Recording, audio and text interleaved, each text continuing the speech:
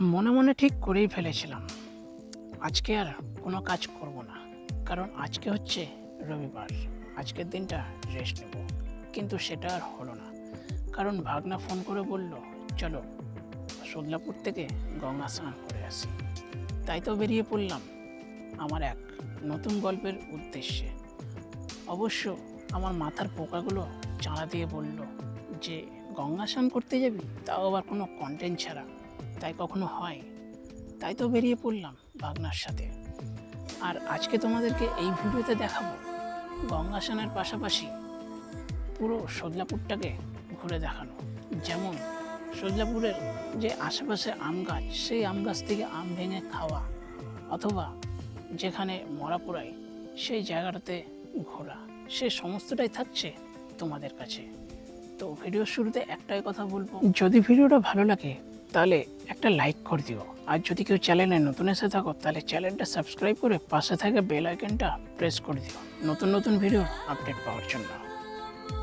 এখন হচ্ছে আমি দাঁড়িয়ে আছি একটা বাগানে, আর এই বাগানের কিন্তু চারিদিকে শুধু আম গাছ আর আম গাছ, আর আম গাছে কিন্তু মোটামুটি ভাবে ভরে আছে, কিন্তু আমের পরিমাণটা হচ্ছে কম এই বাগানটাতে, ঠিক আছে। তো একটা আম পেয়েছি, সেই ফুটেজটা হচ্ছে তোমাদেরকে দেখাতে পারিনি, কারণ সেই আমটা উপর থেকে নিজে নিজে পড়লো ধপ করে। তো সেই আমটা হচ্ছে পেয়েছি, আর দেখা যাক তোমাদেরকে যে আম পাড়ার যে হচ্ছে ইয়েটা ফুটেজটা, সেটা হচ্ছে তোমাদেরকে দেখাতে পারি কিনা। আর হচ্ছে আমার সামনে হচ্ছে একটা মা গঙ্গা বয়ে চলেছে, তো চলো সেটা হচ্ছে তোমাদেরকে দেখাবো। আর আগে বলে দিচ্ছি যে আমার কাছে কিন্তু মাইক্রোফোনটা নাই, ঠিক আছে। আজকে মাইক্রোফোন আনিনি, উইদাউট মাইক্রোফোনে হচ্ছে কথা বলছি, তো সাউন্ডটা কিন্তু একটু ইকো হতে পারে, ভয়েসটা। এই হচ্ছে মা গঙ্গা, আর আমি এখন আছি সদলাপুরের লাইনে। এদিক দিয়ে যদি যাই চলে যাবো হচ্ছে সদলাপুর। তো আমরা হচ্ছে এখন আসলাম সদলাপুর ঘাটে, এদিককার ঘাটটাতে। এইটা হচ্ছে আমাদের বাইক, যে কজন ছিলাম, মানে আমরা হচ্ছে টোটাল তিনজন আছি। তো এই হচ্ছে গঙ্গা ঘাট, এখানটা হচ্ছে দুজন স্নান করছে। তো এখন এসেছি আমি সদলাপুরের একদম ভেতরে, যেখানটা হচ্ছে বাবা ভোলেনাথের মন্দির আছে বা মূর্তি আছে। তো এই হচ্ছে বাবা ভোলেনাথের সেই মূর্তিটা, আর নন্দী মহারাজ এখানটায় বিরাজমান করছে।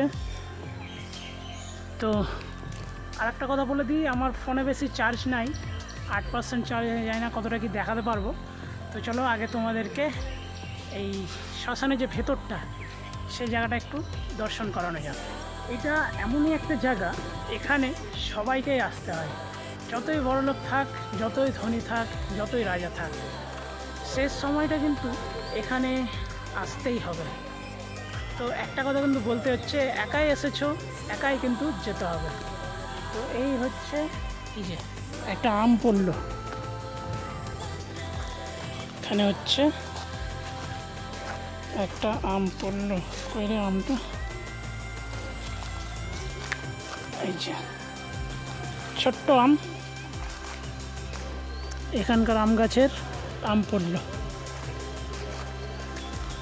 তো এই হলো সেই জায়গাটা। আর দেখো এখানটা হচ্ছে মহাকালের ভক্ত পাশা মহাকাল এখানটায় শুয়ে আছে, সামনে হচ্ছে শিব মন্দির, আর এখানটা একটা খুব সুন্দর রাম মন্দির করেছে। যারা ধরো এখানে মারা যাচ্ছে বা মারা গেছে, তাদের হচ্ছে ছবি, নাম সমস্তটা কিন্তু এখানটায় টাঙানো হচ্ছে।